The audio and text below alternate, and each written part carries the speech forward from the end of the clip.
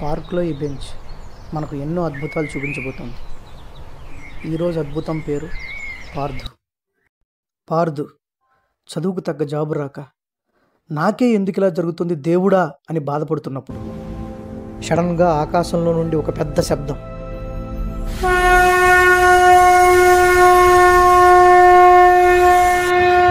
పార్థ, ఓటమి అనేది లేదు. నీ ప్రతి ప్రయత్నం నిన్ను బలవంతుని చేస్తుంది.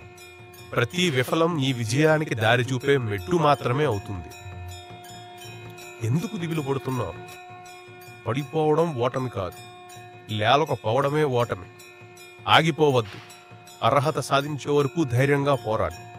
నీ సమయం వస్తుంది.